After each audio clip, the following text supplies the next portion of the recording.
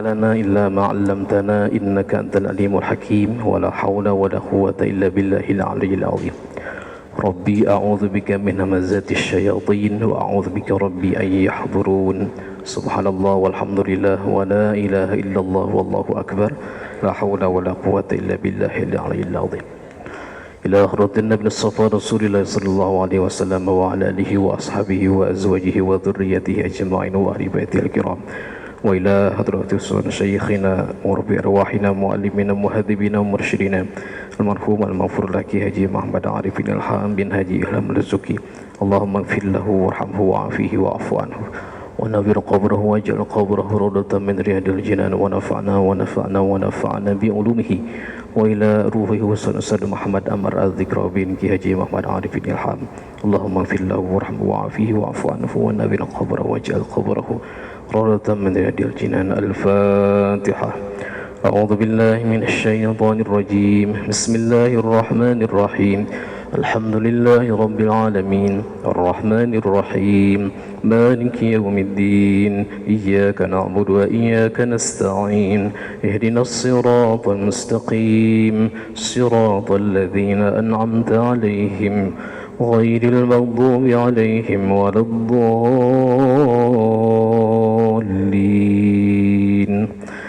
Ikhwatul iman jamaah halaqah isyraq yang dirahmati Allah Subhanahu wa taala. Insyaallah subuh ini kita akan menerima transfer ilmu dari sosok muda ya, masih muda. Beliau muda umurnya, ilmunya luar biasa. Insyaallah subuh ini kita bersama Ustadz Ihsan Septiadi. Beliau luar biasa amanahnya ini, manajer public relation Masjid Ismuhu Yahya, juga penggerak sidak surgakan Indonesia dengan Al-Quran, dan juga trainer metode MIM atau menghafal itu mudah. Insyaallah subuh ini kita akan bersama beliau, mudah-mudahan menambah wawasan keilmuan kita bersama beliau, dan kita doakan ini generasi-generasi muda yang luar biasa punya ilmu, punya kapasitas keilmuan yang insya Allah menjadikan kita semua semakin kagum kepada Allah Subhanahu wa taala. Usianya baru kurang lebih 31 tahun Ustaz ya. 31 tahun luar biasa, akan tetapi ilmunya dan banyak sekali karya-karya beliau. Baik, tanpa panjang kalam, insya Allah mudah-mudahan menjadi penambah wawasan bagi kita semua. Kita simak kajian bersama Ustadz Ihsan Septiadi. Fa ilaihi falyatafadhal mashkura.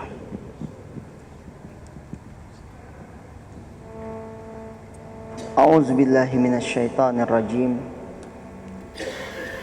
Bismillahirrahmanirrahim.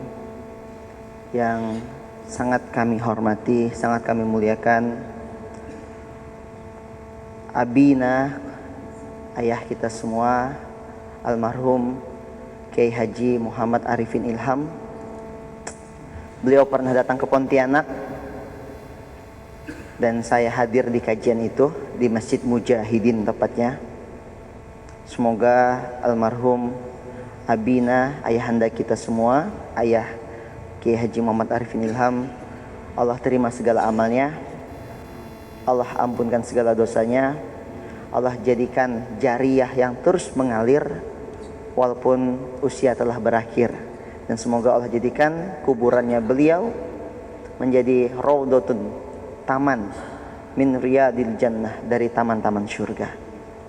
Kemudian untuk ananda beliau yang sebenarnya saya tahu adalah calon yang atau dipersiapkan untuk selanjutnya, tapi sudah Allah panggil terlebih dahulu, yaitu Abangda Amer Az-Zikra ya, Amer Az-Zikra. Semoga juga beliau ditempatkan satu surga bersama dengan ayahanda beliau. Dan untuk semua yang ada di sini, ada Ustadz Rusli yang saya baru kenal. Sebelumnya saya kenal dengan Ustadz Ferry Nur. Nah, cuman kabarnya tadi umroh ya. Kemudian ada Ustadz Reza dan semua yang hadir, jamaah, pengurus DKM, pemakmur masjid, dan semua yang tidak bisa disebutkan satu persatu. Semoga Allah muliakan antum semua. Allah jadikan antum orang-orang pilihan, hidupnya baik, keluarganya baik, anak cucu keturunan baik, mati dalam keadaan baik, ditempatkan di tempat yang terbaik. Dan saya Ihsan Septiadi dari Pontianak mengucapkan sebuah salam At-Tahiyyah Al-Mahabbah, salam cinta, At-Tahiyyah Al-Khalidah, salam yang akan terus abadi, At-Tahiyyah Al-Islamiyah, salam ketika seorang muslim ketemu dengan saudara muslim lainnya, salam yang menjadikan kita insyaallah mendapatkan rahmat keberlimpahan. Assalamualaikum warahmatullahi wabarakatuh. Alhamdulillah, Allahumma sholli ala Sayyidina wa maulana Muhammad. Alhamdulillah, segala puji bagi Allah yang pada hari ini memperjalankan saya jauh dari Pontianak, tidak kebayang rasanya bakal sampai ke sini. Qadarullah, pertemuan kami dengan Ustaz Reza kemarin di Marbot Camp langsung membawa saya ke sini. Itulah takdir ya. Subhanalladzi asra bi 'abdihi lailan minal masjidil harami ilal masjidil aqsal ladzi barakna haulahu. Jadi saya menyadari bahwa perjalanan kita adalah perjalanan dari masjid ke masjid, dari satu waktu sholat menunggu waktu sholat lainnya. Sampai kapan? Sampai kita dipanggil oleh Allah. Semoga kita istiqomah semuanya. Amin. Allahumma amin. Abang kakak, ayah bunda sekalian yang Allah rahmati, Ihsan Septiadi lama tinggal di Jawa Barat sebenarnya, tepatnya di Ciamis, satu kampus dengan Bang Aswandi. Nah, itu dia Bang Aswandi, yaitu abang kelas saya. Beliau angkatan pertama, saya angkatan kedua, begitu ya, di Ibnu Sina Ciamis. Dan kami kurang lebih 13 tahun di pondok pesantren Ibnu Sina.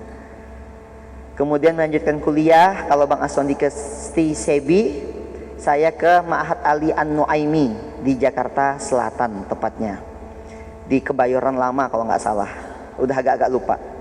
Nah, lalu perjalanan waktu saya pulang ke Pontianak, dan seperti biasa pada umumnya apa yang kita kejar adalah, saya pikir ya tadi kita ngejar tentang materi, kita mempersiapkan hidup yang baik, betul ya ayah bunda ya, kan mempersiapkan hidup yang baik. Cuman kadang dalam perjalanan sedang mempersiapkan hidup yang baik, kita lupa untuk mempersiapkan mati yang baik gitu. Karena pengennya apa? Hidup yang baik. Dalam definisi hidup yang baik banyak yang terpeleset. Bahwa hidup yang baik adalah punya rumah yang besar, betul apa tidak? Bahwa hidup yang baik sama dengan adalah punya mobil yang banyak, betul apa tidak? Ini definisi-definisi yang salah. Tapi banyak yang mengartikan bahwa hidup yang baik sama dengan adalah punya uang yang banyak. Hidup yang baik adalah punya nama yang tenar sehingga dikejar jadi seleb dan lain-lain begitu ya. Salah? Tidak, selama itu untuk Allah. Dalam perjalanan itu 2013 sampai 2018 saya mengalami ya jatuh bangun seperti itu. Sampai level di mana pernah punya utang 50 juta, kemudian begitu lunas punya hutang lagi. Saya pikir ada yang salah dalam hidup saya. Orang yang Allah izinkan pernah mondok, orang yang Allah izinkan pernah selesai hafalan Qur'annya, tapi pada akhirnya yang dulunya pernah, bukan saya yang mau, tapi diberi gitu ya, diberi gelar Al-Hafiz, pada akhirnya jadi Al-Habis gitu ya. Kalau bahasa Sunda ACF gitu ya. Habis, bukan hanya habis hafalan Qur'annya, tapi habis juga kehidupan saya gitu ya. Jatuh bangun babak belur, habis. Sampai ada level di mana saya juga bingung, ada yang salah seperti dalam hidup saya. 2018 saya akhirnya mondok kembali, comeback begitu. Allah izinkan untuk mondok kembali di Pontianak, dan 2019 Allah izinkan saya bertemu dengan Tuan Guru Ustaz Abdul Somad waktu itu. Sampai akhirnya kami membangun sebuah desa. Saya dikirim ke pedalaman membangun sebuah desa yang jauh dari peradaban.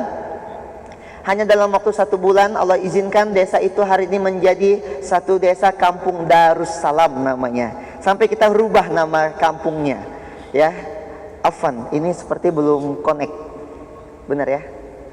Belum connect kayaknya. Coba dibantu untuk koneksinya kawan-kawan.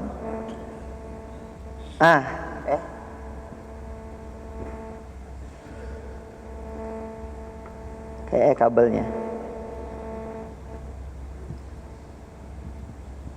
Ustadz Adim, tolong dibantu.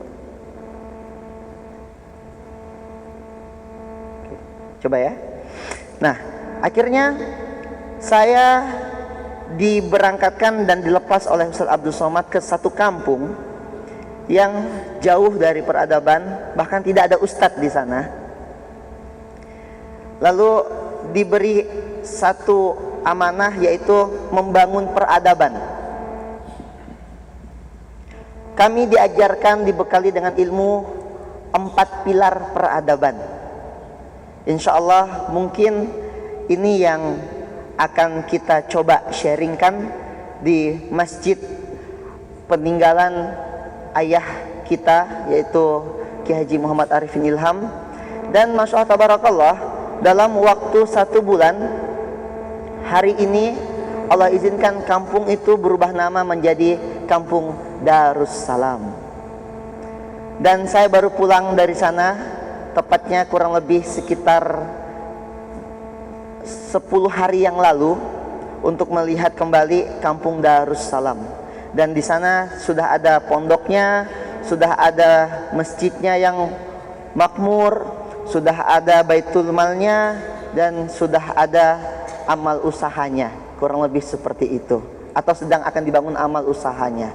Maka 4 pilar peradaban ini, ayahanda, abang kakak sekalian yang Allah rahmati, saya akan izin banyak berinteraksi dengan antum semua di subuh hari ini. Rule of the game-nya adalah saya akan ucapkan atau menyebutkan beberapa ayat nantinya, dan saya izin ayah bunda abang kakak sekalian untuk ikut interaksi dengan saya. Silakan pegang Qur'annya atau pegang handphone yang ada Qur'an di dalamnya. Yang belum ada Qur'an di dalam handphonenya berarti Qur'annya belum mu'alaf. Disyahadatkan dulu ya. Boleh pegang. Kalau bagus lagi Qur'an yang ada terjemahannya. Karena nanti saya akan minta abang kakak ayah bunda sekalian, begitu saya menyebutkan satu ayat, ayah bunda abang kakak cari ayatnya, dan kalau ketemu langsung saja sebutkan artinya. Kita akan mentadabburi Quran insya Allah. Bukan tafsir ya, tapi mentadabburi Quran. Kalau mentafsirkan Quran, saya bukanlah orang yang tepat untuk mentafsirkan Al-Quran. Maka jauh daripada kalimat itu. Ini kita akan mencoba untuk mentadabburi Al-Quran. Kita akan banyak interaksi dengan Al-Quran, insya Allah. Semoga majlis ini majlis yang penuh dengan berkah. Kita akan bahas tentang 4 pilar peradaban. Rasa-rasanya tidak layak untuk saya membahas ini di satu tempat yang sangat mulia ini, tempat ayahanda Kiai Haji Muhammad Arifin Ilham ini. Tapi semoga ini menjadi penguat kita bersama bahwa kita punya tujuan yang sama dalam membangun peradaban-peradaban, agar ini terus untuk 100 tahun ke depan, 200 tahun ke depan, ini akan terus ada walaupun kita sudah tiada. Sepakat kira-kira ya? Dan semoga ilmu ini bisa kita tularkan, bukan hanya untuk kita, tapi untuk anak-anak kita. Kalau ayahanda sudah tahu, alhamdulillah. Tapi mungkin kita masih punya PR untuk memberitahu hal ini kepada anak-anak kita semua. Mungkin seperti itu. Kita akan buka Quran surah ke-35 ayat ke-29. Silakan buka Qur'annya, dan bagi yang dapat boleh angkat tangannya untuk kita sama-sama akan berinteraksi di subuh hari ini insya Allah. Sudah ada yang dapat? 3529.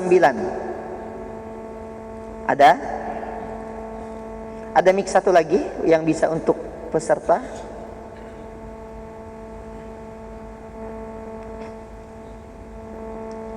Dan 9 itu saya mau cerita, Ismuhu Yahya ini adalah satu masjid yang mungkin antum kenal Munzalan ya, karena Kiai Haji Abdus Syukur, Syukron Makmun atau siapa? Abdus Syukur ya, beberapa kali datang ke Pontianak ya. Nah gitu, kemarin juga kita selisih, beliau ada di Pontianak, saya ke sini begitu. ya sama Ustadz Lutfan kemarin. Nah, jadi kita akan membahas tentang 4 pilar peradaban. 4 pilar peradaban. Ini yang coba kami terapkan daripada, atau yang kami ambil sanad keilmuannya dari para guru-guru kami, yaitu Kiai Haji Lukmanul Hakim yang punya Munzalan, serta Kiai Haji Adi Pratama Larisindo yang sekarang menjadi pengasuh di Masjid Ismuhu Yahya. Udah dapat 3529? Ada? Siapa? Boleh. Atau kita ganti mic? Oh, oke, boleh kasih ke mic. Kita pelan-pelan bacanya ayahanda ya. Bismillah. Yang lain boleh tetap melihat Qur'annya, karena ini adalah dasar dari apa itu 4 pilar peradaban. Silakan ayahanda. Artinya aja ya Pak Ustadz. Artinya ya. saja ayahanda. Bismillahirrahmanirrahim. Ya. Sesungguhnya orang-orang yang selalu membaca kitab Allah. Oke, yang pertama apa? Membaca kitab Al-Quran. Kitab Al-Quran itu akan menjadi tempat membaca kitab Al-Quran, menjadi apa nanti namanya? Baitul Quran. Langsung ya ayahanda izin ya, satu kalimat saya tulis langsung. Yang pertama, tempat membaca Al-Quran di mana? Baitul Quran. Kayaknya ini ya. Saya pakai spidol aja. Nggak apa-apa. Sebentar ya. Sebentar ya ayahanda. 4 pilar peradaban. 35 ayat 29. Baitul Quran. Ya, lanjutkan ayahanda. Dan melaksanakan sholat. Melaksanakan sholat. Di mana melaksanakan sholat? Baitul, masjid apa? Baitullah. Ya, lanjut ayahanda. Dan menginfakkan sebagian rezeki yang kami anugerahkan kepadanya dengan diam-diam dan terang-terangan. Ya, kalau kita infak di mana? Baitul Mal. Lanjut ayahanda. Mereka itu mengharapkan perdagangan yang tidak akan rugi. Nah, perdagangan, kalau bahasa Arab perdagangan apa? Mu'amalah. Maka jadi Baitul Mu'amalah. Baitul Mu'amalah. Oke, kenapa Baitullah adanya di bawah? Karena menjadi pondasi. Nabi Yuna Muhammad sallallahu alaihi wasallam ketika beliau alaihi wasallam melakukan hijrah bersama dengan para sahabat, yang pertama kali dibangun saat beliau datang ke Madinah apa? Masjid Baitullah. Maka Gurunda Kiai Haji Lukmanul Hakim sangat tegas mengatakan bahwa tidak ada peradaban yang dibangun dari sekretariat, tapi semua peradaban itu lahir dari Baitullah, yang menjadi pondasi utama, tempat tazkiyatun nafs, bahwa itulah dia Baitullah.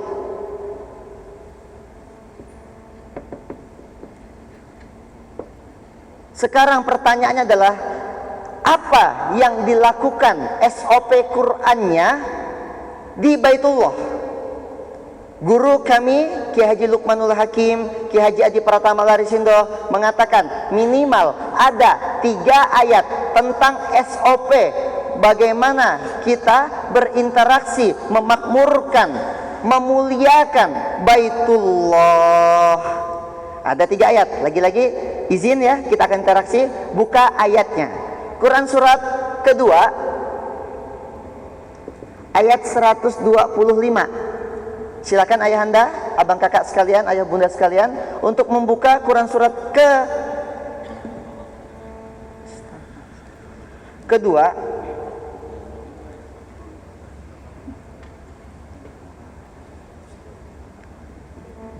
Surah kedua Al-Baqarah ya, surah kedua ayat ke 125.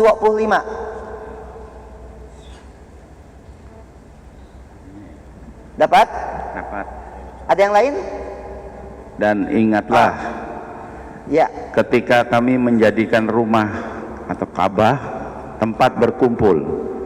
Iya, rumah Ka'bah. Ka'bah itu ya Baitullah, betul? Betul. Satu, dia sebagai tempat berkumpul. Ini namanya indeks ayat. Jadi Al-Quran itu bisa kita indeks, gitu ya. Jadi ayat ini indeksnya adalah tempat berkumpul. Dan ini tadabbur ya ayah bunda. Ini kita mencoba untuk mentadabburi Al-Quran. Lanjut ayah. Dan tempat yang aman bagi manusia. Dan tempat yang aman. Maka fungsi pertama Baitullah atau SOP pertama Baitullah untuk kita yang mengaku cinta dengan masjid ini, yang tertaut mu'allakun qalbuhu bil masajid, tertaut hatinya dengan masjid, apa yang harus kita lakukan untuk pertama kali? KPI-nya adalah kita melakukan yang namanya menjadikan masjid itu tempat berkumpul dan tempat yang aman. Poin pertama, ada yang masih bingung atau bagaimana? Aman ya insya Allah ya, bahwa masjid ini tempat berkumpulnya umat Islam dan tempat yang aman. Maka kalau di masjid dilakukan tempat perkumpulan untuk musyawarah, boleh nggak di masjid? Boleh. Bahkan Nabi Yuna Muhammad SAW yang saya lihat dalam literasinya, yang saya baca dalam Sirah Nabawiyahnya, kalau lagi musyawarah untuk perang saja itu di dalam masjid, betul apa tidak? Dalam masjid yang nggak boleh itu cuma satu. Dan bahkan didoakan sama Nabi Yuna, itu dia apa? Tidak dapat keberkahan. Hanya satu saja nggak boleh. Apa itu? Melakukan perdagangan. Betul? Ya. Hanya itu yang nggak boleh. Tapi kalau masjid tempat untuk menikah, boleh nggak? Boleh. Boleh. Untuk akad nikah, bahkan berkah. Masjid di dalamnya ada rumah sakitnya atau rumah sehatnya, boleh? Boleh. Karena saat orang-orang perang, ketika mereka akan dilakukan perawatan di mana? Di masjid. Masjid jadi tempat pendidikan, boleh nggak? Boleh. Kan tempat berkumpul dan aman. Kita bikin halakoh, bahkan untuk anak-anak yang mungkin putus sekolah. Bahkan universitas tertua di dunia, namanya adalah bukan Al-Azhar. Al-Azhar itu nomor 2. Nomor 1 itu yang di Maroko, Al-Qariwiyin. Itu dari masjid. Setelah itu Al-Azhar dari masjid, betul? Bahkan universitas lahirnya dari masjid. Maka masjid nanti punya universitas.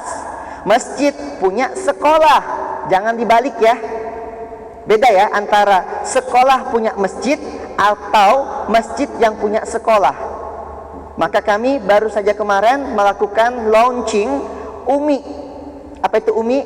Universitas Masajidullah Indonesia. Dari S1 sampai S2, dan saya terdaftar sebagai mahasiswa S2 di UMI, Universitas Masajidullah Indonesia. Masjid punya sekolah, masjid punya kampus, masjid punya komplek, masjid punya usaha, tempat berkumpul. Datang kawan-kawan yang belum bisa sekolah ke masjid, bisa dapat pendidikan gratis. Kita siapkan PKBM-nya. Kami punya kutab, kami punya PAUD, kami punya TK, kami punya pondok Quran Masjid Ismuhu Yahya. Dan saya pikir di sini juga sudah ya, kalau tidak salah, betul ya? Nah, sama berarti. Inilah yang keterikatan kita. Ada vibrasi yang sama. Itu kenapa mungkin saya hadir di sini. Karena ada persamaan. Tempat yang aman, datang ke masjid aman. Perutnya kenyang. Kalau kami di Ismu Yahya, tiap ba'da sholat maghrib, ba'da sholat Jumat kita bikin program namanya 3M. Masjid, makan, makan. Pada saat Jumat ada prasmanan di bawah, makan semuanya. Habis itu kurang lebih kami masih kecil masjidnya, 350 jamaah. Tapi di subuh hari kita bikin namanya pasar bahagia. Kalau siang hari itu bapak-bapak sholat ke masjid. Untuk ibu-ibunya di subuh hari ada namanya pasar bahagia. Untuk ibu-ibu kurang lebih jamaahnya pernah menembus di angka 1.200 orang. Datang dari sholat tahajud jam 3, kemudian subuh akbar begitu, kemudian setelah itu lanjut kajian, lanjut menghafal dengan metode mim 1 ayat, setelah itu baru kita ada kajian 30 menit sampai 1 jam bersama kiai, pulang-pulang bawa bingkisan. Ada isinya telur, daging, ikan, sayur begitu ya, isinya minyak begitu. Pulang bahagia, itu namanya pasar bahagia. Belanja cuma-cuma, bayar pakai doa. Aman jadi tempat itu. Tempat perut aman, pendidikan aman, main di situ aman. Itu masjid. Ayat kedua tentang masjid, surah ke-17 ayat pertama. Silakan yang dapat nanti angkat tangan. 17 ayat pertama. Dan ini nanti semuanya akan ada ayat-ayatnya. Kita akan banyak sekali pagi ini untuk membahas ayat-ayat ini ya, insyaallah. Sebagai bentuk kita mengenal lebih dalam lagi. Tapi ini bukan berarti saya ingin mengajari ayah bunda atau menggarami lautan, tidak. Ini hanya sharing. Ada? Sudah dapat? 17 ayat 1. Siap. Maha suci Allah yang telah memperjalankan hambanya Muhammad pada malam hari dari Masjidil Haram ke Masjidil Aqsa, yang telah kami berkahi sekelilingnya, agar kami perlihatkan kepadanya sebagian tanda-tanda kebesaran kami. Sesungguhnya Dia Maha mendengar, Maha melihat. Masjid di surah ke-17 ayat 1 adalah tempat yang penuh dengan keberkahan. Betul apa tidak? Minal Masjidil Aqsa, minal Masjidil Haram ila Masjidil Aqsa alladzi barakna haulahu. Ayah bunda abang sekalian, jangankan di dalam masjid, di sekeliling masjid saja itu dapat keberkahan dari adanya masjid itu. Apalagi yang di dalam masjid, yang menjadi pengurusnya, yang tinggal di dalamnya, yang mendedikasikan hidupnya untuk masjid, penuh dengan keberkahan. Lah, yang di sekelilingnya saja dapat keberkahan, apalagi yang di dalamnya. Masya Allah. Sekarang, apa maksud dari keberkahan itu? Kadang kita cuma tahu satu, berkah adalah ziyadatul khair. Betul apa tidak? Kadang kita cuma tahu satu, yang namanya berkah adalah ziyadatul khair, bertambahnya kebaikan. Tapi kebaikan yang seperti apa yang diinginkan oleh Allah untuk bertambah dalam hidup kita? Maka dalam bukunya Ustadz Umar Mita, saya lupa, simpul-simpul keberkahan atau apa gitu judul bukunya, beliau menukil minimal ada 4 pendapat ulama. Ada 4 poin menurut ulama apa itu berkah, walaupun banyak, tapi yang diambil 4 oleh beliau di bukunya Ustadz Umar Mita. Yang pertama, yang namanya keberkahan adalah 1. Ini tulisan saya emang agak jelek ya. Insya Allah kebaca ya. Oke. Yang pertama adalah ziyadatut ta'ah. Apa yang pertama? Ziyadatut ta'ah.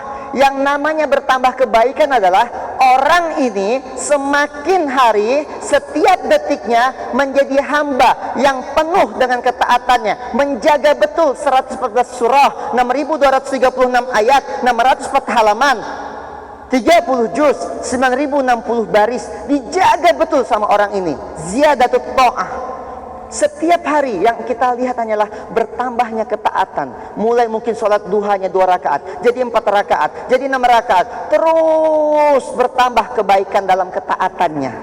Itu yang pertama, ziyadatut ta'ah. Yang kedua, yang namanya dapat kebaikan adalah diizinkan orang ini. Siap, terima kasih ya.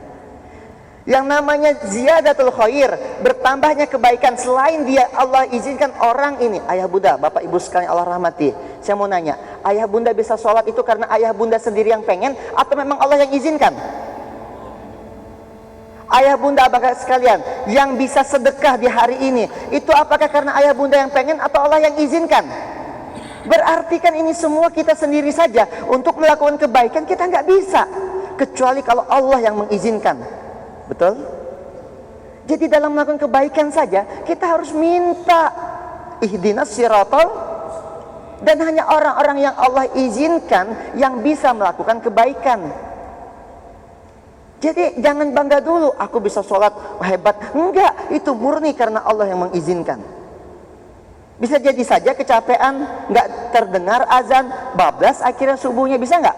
Bisa jadi saja, tapi karena Allah masih sayang dengan kita, Allah pilih kita untuk bangun di subuh hari, mendengarkan kalimat-kalimat thayyibah, dan akhirnya kita bisa sholat subuh berjamaah. Masya Allah, ziyadatut ta'ah. Jadi untuk melakukan kebaikan saja kita harus minta. Maka Allahumma ya muqallibal qulub, tsabbit quluban ala dinik. Itu kan minta, benar? Itu minta. Maka mintalah kebaikan. Yang kedua, Ihya'us Sunnah. Apa itu Ihya'us Sunnah? Hidupnya bersama sunnahnya para nabi. Kul in kuntum tuhibbunallah fattabi'uni. Kalau kau cinta dengan Allah, kata Nabi Muhammad SAW, maka ikuti jejak aku. Jangan ikuti jejaknya orang lain. Walang tardo angkal yahudu walan nasara hatta tattabi'a millatahum. Jangan kau ikuti pola pikir, gaya hidup orang-orang yang ingin kau hancur. Millatahum, apa itu millatahum? Pola pikir, bukan agama. Kalau diterjemahkan dalam Quran situ, itu kalimatnya agama mereka. No, millatahum itu bukan salah ya, itu bukan salah, itu mendekati terjemahannya. Tapi dalam konteks bahasa Arab, kebetulan saya mengambil bahasa Arab di Mahat Ali An-Nuaimi, millah itu adalah apa? Millata abikum, pola pikir. Bukan agama bapakmu atau agama mereka, tapi pola pikir. Dan hari ini apa yang tidak kita ikuti pola pikirnya mereka? Sebutkan saja. Nggak ada, kita ikut semua pola pikir mereka. Maka jangan sampai ya, innad dina indallah Islam. Bedanya ad-din sama beda millah. Ad-din itu agama, millah itu pola pikir. Millah belum tentu agama. Yang namanya ad-din udah pasti millah. Dan ad-din itu suku kata awalnya itu ad-dain. Apa itu ad-dain? Hutang. Alastu bi rabbikum qalu bala syahidna. Kita punya hutang sama Allah. Untuk apa? Inna sholati wa nusuki wa mahyaya wa mamati lillahi rabbil alamin. Maka di zaman penuh fitnah ini, untuk mereka yang ikut 6.236 ayat, ikut Ihya'us Sunnah di jalannya para rasul, disebut dengan guroba. Siapa mereka guroba itu? Mereka orang-orang yang asing, aneh. Tapi inilah yang namanya apa? Keberkahan. Ihya'us Sunnah. Ikut sunnahnya Nabi. Sunnah-sunnah pergerakan berjamaah, sunnah-sunnah dalam saling memaafkan, at-tasamuh, saling bertoleransi, at-tasamuh bimattafaqna, at-ta'awanu bimattafaqna wa natasamuh bimakhtalafna. Kita saling tolong menolong dalam kebaikan apa yang kita sepakati, dan kita saling bertoleransi terhadap apa yang kita berbeda pendapat tentangnya. Jadi selesai sebenarnya bicara tentang toleransi antar umat beragama. Kadang yang belum selesai toleransi antar sesama kita. Ihya'us Sunnah. Yang ketiga,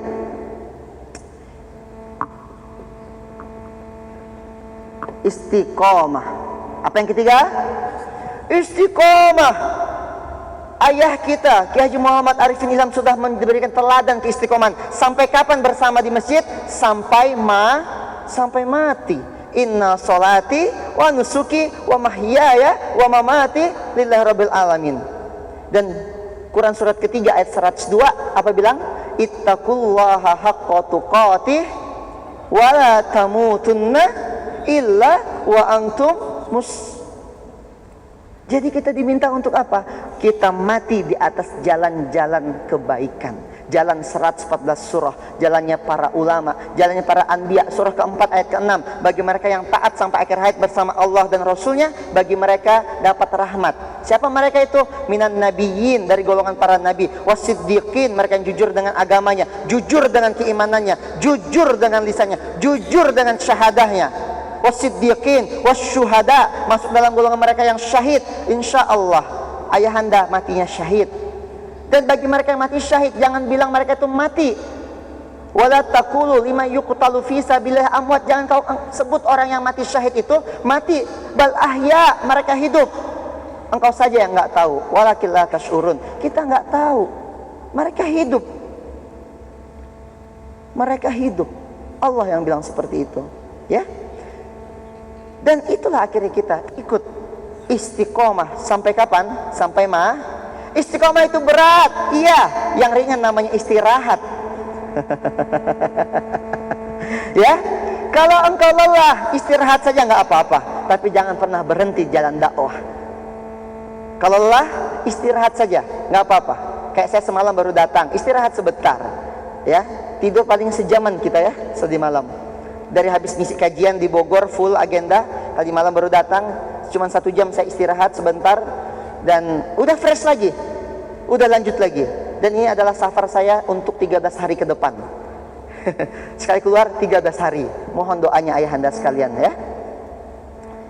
Yang keempat, nah ini yang saya sebut dengan inilah hasil dari ziyadatut ta'ah, ihya'us sunnah, istiqomah. Maka yang keempat, insya Allah orang ini akan dapat yang namanya karomah di akhir hidupnya. Apa itu karomah di zaman kita? Bukan tiba-tiba ayahanda bisa terbang. Enggak, bukan itu karomah. Di akhir zaman yang namanya karomah adalah apa? Husnul kha bukan, pakai tak. Husnul khatimah. Ini karomah di akhir zaman, karena ayat Kiai Haji Adi Pratama Larisindo, Kiai EN, punya sahabat. Sahabat ini kerjaannya di bagian pengurusan mayat kalau di rumah sakit. Suatu ketika bertanya kepada Kiai Adi Pratama Larisindo, Bang EN, panggil-panggil begitu biasa kami manggil ya, Kiai EN, antum tahu nggak dari 1000 orang yang saya bantu pengemasan jenazahnya di rumah sakit ini, berapa orangkah yang bisa antum tebak bisa mengucap La ilaha illallah Muhammad Rasulullah? Berapa orang kira-kira? Dari 1000 orang. Beliau nanya begitu kepada Kiai EN. Kalau bapak ibu bisa bantu jawab, kira-kira berapa dari 1000 orang yang bisa mengucap kalimat La ilaha illallah? Berapa ayah? 10%, 50%, berarti 500 orang. Oke, ada lagi? Ada berapa? Kira-kira ayahanda bisa bantu jawab? Berapa? 20%, 20 orang. 10%, berarti 100 orang. Ada lagi? Berapa persen kira-kira? Iya, awalnya jawabannya adalah mungkin 500, mungkin 100. Dia bilang apa? Enggak, salah. 100 enggak, 10 enggak, 10 aja enggak. Dari 1000 orang, beliau yang mengurusi jenazah di rumah sakit itu mengatakan hanya 3 orang saja. Hanya 3 orang. Berapa persen? 0,3. Berarti kalau kita hari ini bisa mengucap kalimat La ilaha illallah Muhammad Rasulullah, itu karomah bukan? Maka minta sama Allah, semoga kita mati dalam keadaan yang terbaik, husnul kha. Ayahanda, sudah jam 5.30, sampai jam berapa saya kira-kira? Sampai Isyraq, sekitar jam 6 ya ayahanda. 3 menit lagi. Ini baru baru pembukaan loh. Gimana ayahanda? Lanjut. Ini baru Baitullah loh, belum Baitul Quran. Sampai selesai. Isyraqnya kita lewatin dikit boleh? Karena Isyraq itu kan sebenarnya kita menunggu duha di awal. Dan catatannya adalah dia harus dalam keadaan suci. Dan yang kedua, dia berzikir. Nah, at-ta'allum ini, kondisi kita sedang ta'lim ini sedang berzikir sebenarnya. Ya betul ya? Insya Allah kalaupun kita nanti sekitar jam 6 lewat dikit begitu, kita sholat 2 rakaat, itu masih masuk Isyraq. Karena Isyraq itu sholat duha yang diawalkan begitu. Insya Allah ya ayahanda ya. Insya Allah. Syuruk ya, kata syuruk. Sekarang yang ketiga, yang pertama apa? Masjid sebagai tempat berkumpul dan tempat yang aman. Yang kedua, tempat yang penuh berkah. Maka pastikan doanya Nabi Ibrahim, Robbi habli minas solihin, atau wa min zurriyat Robbi waj'alni muqimas sholati wa min zurriyati. Pastikan jangan nanti datang ke masjid bukan ayahanda doang, tapi dibawa anaknya, dibawa istrinya, begitu. Keberkahan. Ketiga, surah ke-9 ayat ke-18. Silakan. Bagaimana SOP kita dalam memakmurkan masjid, surah ke-9 ayat ke-18. Ada yang dapat? Silakan. Pakai mic, Abang. 9:18. 9 itu apa? Apa arti at-taubah? Kembali.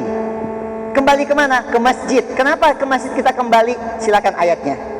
Bismillahirrahmanirrahim. Apakah orang-orang yang memberi minuman kepada orang 18. Sesungguhnya yang memakmurkan masjid Allah hanyalah orang-orang yang beriman Allah dan hari kemudian, serta tetap melaksanakan sholat, Ya. menunaikan zakat, Ya. dan tidak takut kepada apapun kecuali kepada Allah. Ya. Maka mudah-mudahan mereka termasuk orang-orang yang mendapat petunjuk. Dapat bagi mereka yang menjadi pemakmur masjid. Di dalam masjid ada apa? Ada bagi mereka yang punya hutang datang ke masjid, insya Allah ada petunjuknya di masjid. Karena Allah udah bilang nanti kita di Baitul Mu'amah kita akan bahas. Kemudian bagi mereka nggak punya jodoh datang ke masjid, maka masjid jadi tempat untuk saling bertemu dengan jodohnya. Ada contohnya? Benar ya? Antum ketemu jodohnya di masjid? Belum. Harus ada proses ya. Nanti para ayah minta CV-nya dia sama cari yang di belakang kali ada gitu ya. Saya doakan antum dapat jodoh terbaik di waktu yang terbaik.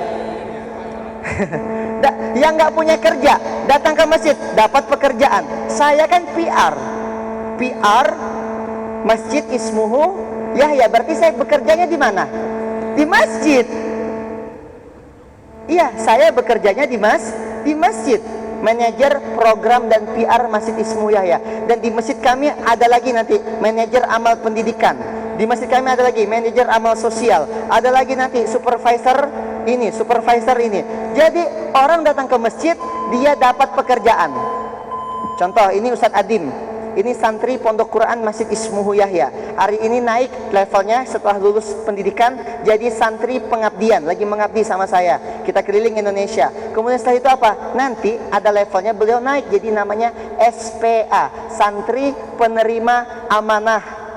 Yang kerjanya apa? Memakmurkan masjid dengan apa yang beliau bisa. Begitu. Apa yang beliau bisa? Beliau bisa nulis. Kemarin baru saja nulis buku, semua bisa punya rumah Quran. Dalam waktu 1 jam ludes bukunya. Masya Allah. Begitu ayah bunda. Jadi nanti kita akan bahas insya Allah ya. Saya agak cepatan sajalah karena waktunya sudah ini. Baitul Quran dulu. Setelah Baitullah, kunci di sini. Ini kunci banget. Kunci di Baitullah begini. Ini bukan tentang besi atau pondasi.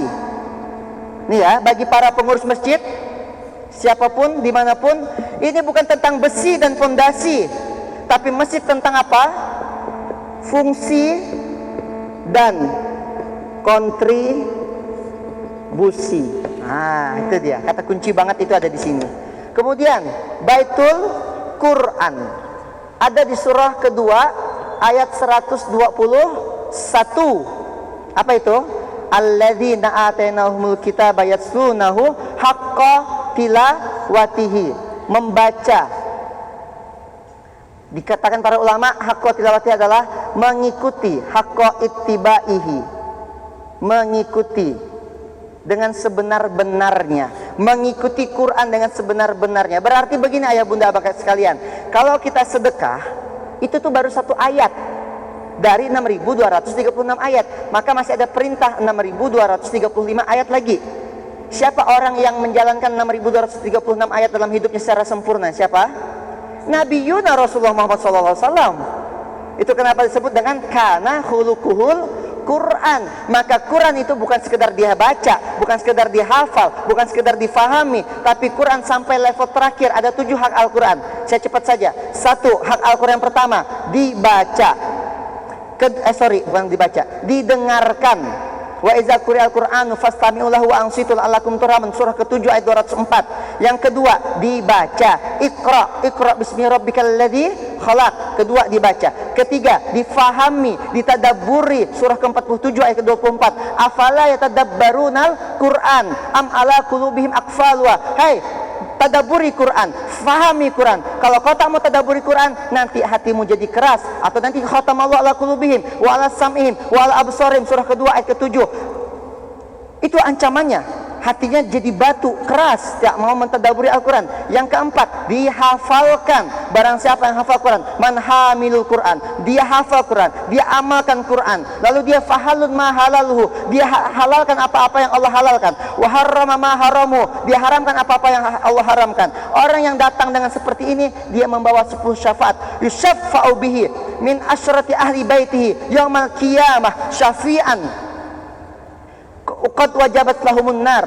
Bukan syafi'an ya, qad wajabat lahumun nar. Bagi mereka yang datang dengan kondisi sedang mengamalkan Quran, menghalalkan apa-apa yang Allah halalkan, mengharamkan apa-apa yang Allah haramkan, mereka memberikan syafaat kepada 10 orang keluarganya. Walaupun hadis ini dikatakan dhaif, tapi menurut Syekh As-Said Al-Maliki dikatakan bahwa ini boleh dipakai sebagai motivasi, dan itu menjadi satu hal yang tidak bertentangan dengan banyaknya hadis-hadis sahih, ayat-ayat yang menceritakan tentang fadilatul Quran, seperti Iqra'ul Quran fa innahu ya'ti yaumal qiyamah syafi'an li ashabihi. Maka haqqa ittiba'i. Itu keempat tadi dihafalkan, kelima dihafalkan, diamalkan, keenam dihafalkan, diajarkan. Khairukum man ta'allama Quran wa 'allamahu. Ketujuh, diperjuangkan. Ketujuh apa? Diperjuangkan. Maka saya punya satu tagline, semangat. Kalau saya bilang pejuang Quran, jawabnya apa?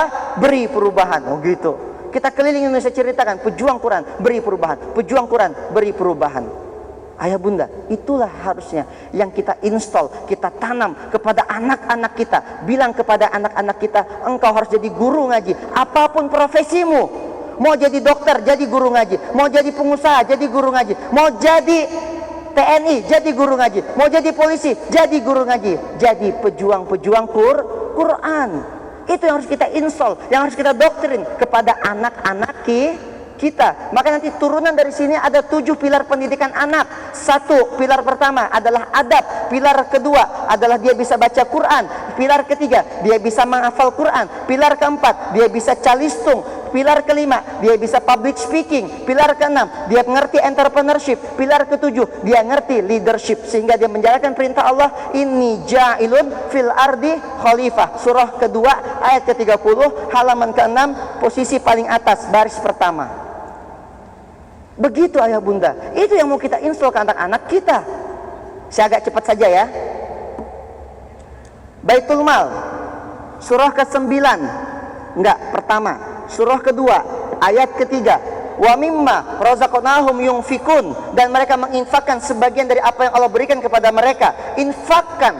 Surah ke-9 ayat 103. Bahkan dalam infak boleh kita paksa. Khudz min amwalihim shadaqatan tutahhiruhum wa tuzakkihim. Siapa yang butuh berinfak? Yang butuh berinfak adalah kita. Untuk apa? Tutahhiruhum, membersihkan, wa tuzakkihim, mensucikan. Membersihkan dan mensucikan harta dengan cara berinfak, dengan cara bersedekah, dengan cara berziswab, zakat, infak, sedekah, wakaf. Dan bahkan bisa dipaksa. Di zaman Abu Bakar diperangi mereka yang enggak mau berzakat. Surah ke-63 ayat ke-10. Dan ini penyesalan bagi mereka yang tidak mau berinfak adalah, ya Allah, setelah seorang mayit meninggal dunia, dia cuma minta dua kepada Allah.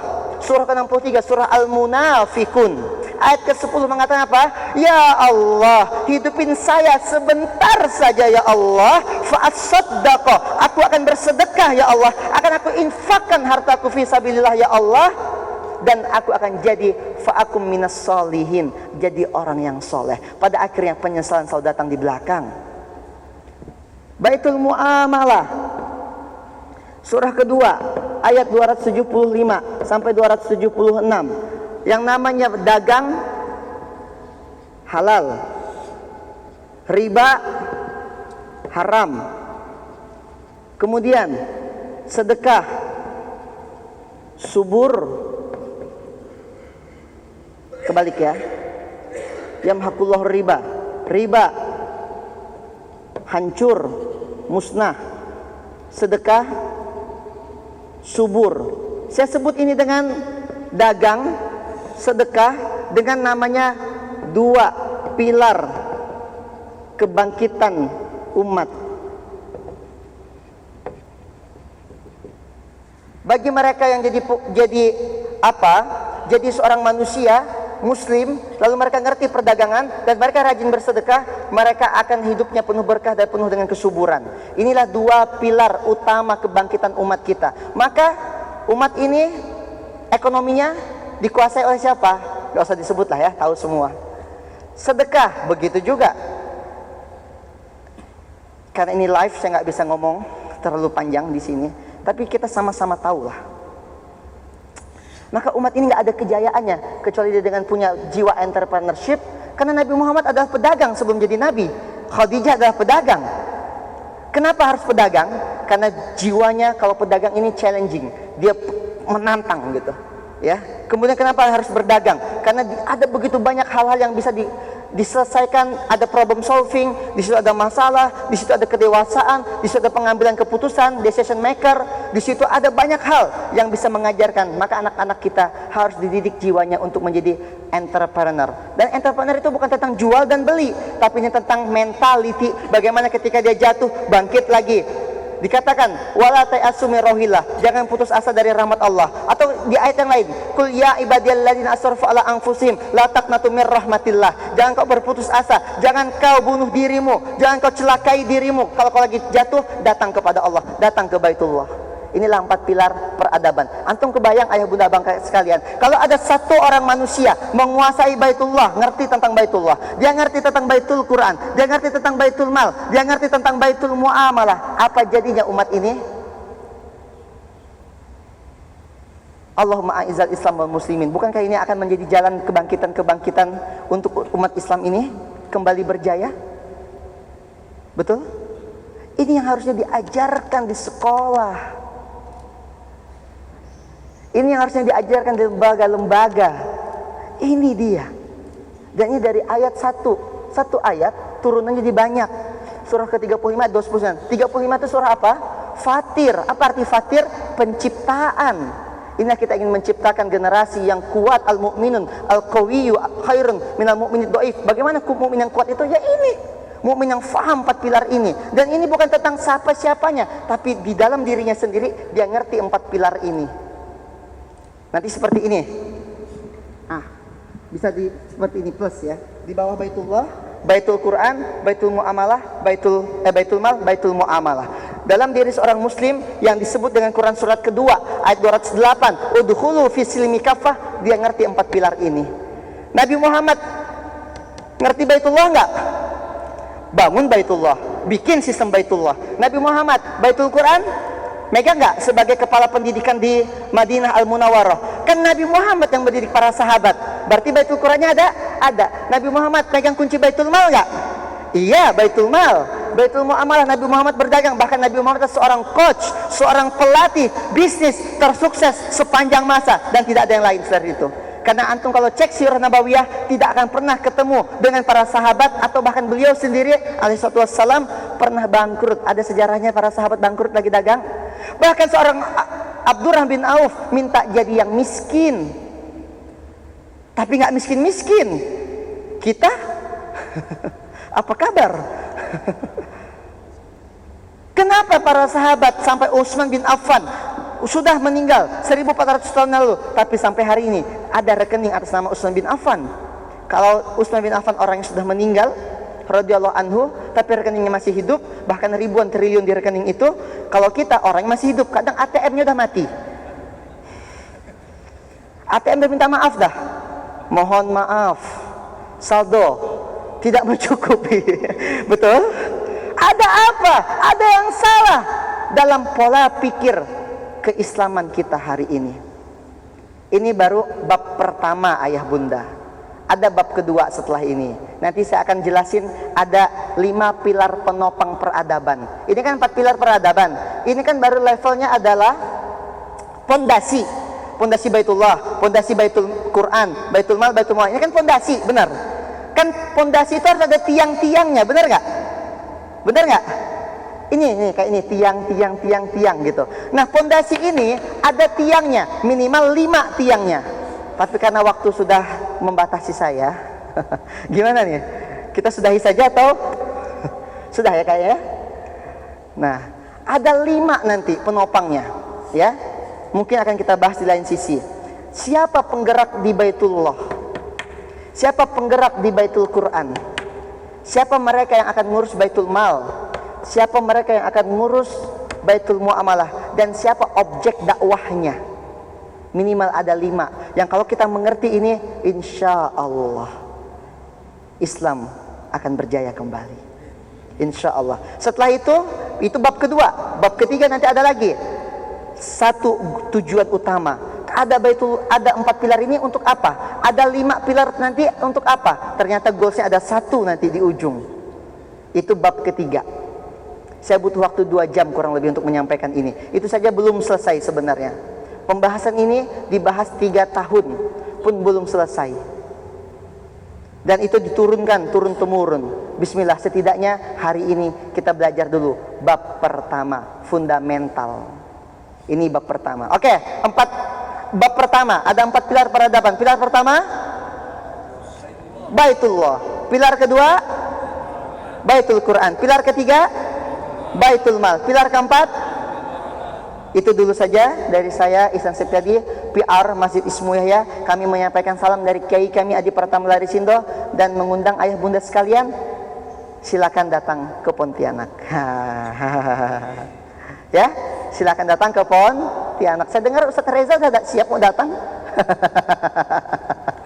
Ustadz Rusli ditunggu juga kedatangannya. Udah pernah ke Ismu Yahya tapi belum ya? Belum. Nanti datang ke Ismu Yahya. Kabarin kami kalau udah sampai di bandara, nanti kami akan jemput. Nggak usah mikirin hotel penginapan. Kami punya penginapan sekelas hotel, insya Allah. Tenang aja. Makan gimana? Tenang aja. Pokoknya kalau udah datang sampai bandara, tolong WhatsApp. Tolong kabarin. Nggak usah mikirin penginapan, nggak usah mikirin yang lain-lain. Bahkan kalau saya ada, saya jemput langsung, insya Allah. Pokoknya bayar tiket. Nah, itu aja bayarnya ya. Bayar tiket. Sisanya biarkan kami yang izin berkhidmat kepada ayahanda, abang kakak sekalian. Maka kami tunggu kedatangannya di Pontianak. Kotanya para habaib. Pontianak itu didirikan oleh habaib. Gitu ya. Jazakumullah khairan katsira. Al-Fakir Ihsan Septiadi sudah diizinkan mengucapkan terima kasih banyak. Jazakumullah khairan katsira. Semoga kita semua dipilih Allah untuk jadi orang-orang terbaik.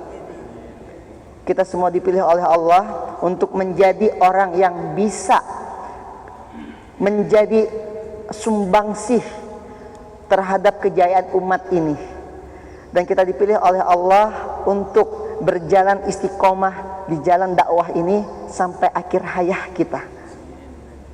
Allahumma khtim lana bil iman, Allahumma khtim lana bil Islam, Allahumma khtim lana bi husnil khatimah, Allahumma khtim lana bi kalimatit tauhid, la ilaha illallah Muhammadar Rasulullah. Ya Allah, ya Arhamar Rahimin, kami yang lemah ini izin ya Allah, izin dipakai badannya, dipakai tenaganya, dipakai pikirannya, dipakai semua yang Kau berikan kepada kami, waktu kami, tenaga kami, pikiran kami, harta kami ya Allah, untuk membesarkan li'ila'i kalimatillah, untuk membersamai dakwah ini sampai kami mengikuti jejak ayahanda kami Kiai Haji Muhammad Arifin Ilham ya Allah, sampai mati bersama dakwah. Ya Allah, istiqomahkan kami jalan dakwah. Allahumma ya muqallibal qulub, tsabbit qulubana ala dinik. Allahumma ya musarrifal qulub, sarrif qulubana ala ta'atik. Ya Allah, jadikan anak cucu keturunan kami anak yang saleh, hafizah, penghafal Quran 30 juz, pejuang Al-Quran, pejuang dakwahmu ya Allah. Dan kumpulan kami ya Allah bersama Rasulmu, satu surga bersama Rasulmu. Izinkan kami ya Allah, lisan ini, lidah ini, bibir ini, tenggorokan ini untuk merasakan lezatnya minuman dari telaga Al-Kausar ya Allah. Ya Allah, dan izin ya Allah, kami yang penuh dosa, penuh khilaf, penuh salah, penuh dengan segala kekurangan, izin ya Allah, matikan kami dalam keadaan sedang sujud, matikan kami sedang membaca Al-Quran, matikan kami sedang mempelajari agamamu, matikan kami ya Allah sedang taat, sedang mendekat kepadamu, dan jadikan kami ya Allah orang-orang pilihan. Dan ya Allah, jaga Az-Zikra ini ya Allah, jaga Az-Zikra ini untuk 100 tahun ke depan, 200 tahun ke depan, dan jaga Az-Zikra ini sampai akhir zaman nanti ya Allah. Jadikan Az-Zikra ini sebagai tempat mengingat para umat ini, mengingat kebesaran Allah, mengingat kebesaran tentang mukjizatnya Rasulullah itu Al-Quranul Karim. Jadikan Az-Zikra ini ya Allah sebagai pengingat bangsa ini agar kembali kepada khitahnya sebagai manusia, yaitu wa ma khalaqtul jinna wal insa illa liya'budun. Indonesia berzikir bersama Az-Zikra, Indonesia mengingat Allah bersama Az-Zikra. Izinkan kami ya Allah untuk meneruskan perjuangan ayahanda Ki Haji Muhammad Arifin Ilham. Al-Fatihah. A'udzubillahi minasyaitonirrajim. Bismillahirrahmanirrahim. Ar-Rahmanir-Rahim, Maliki Yaumiddin. Iyyaka na'budu wa iyyaka nasta'in. Ihdinas siratal mustaqim, siratal ladzina an'amta 'alaihim ghairil maghdubi 'alaihim waladdallin. Amin. Rabbana hab lana min azwajina wa dzurriyyatina qurrata a'yun waj'alna lil muttaqina imama. Rabbana atina fid dunya hasanah wa fil akhirati hasanah wa qina azabannar. Subhana rabbika rabbil izzati amma yasifun wa salamun alal mursalin walhamdulillahi rabbil alamin. Allahumma shalli ala sayidina wa maulana Muhammad.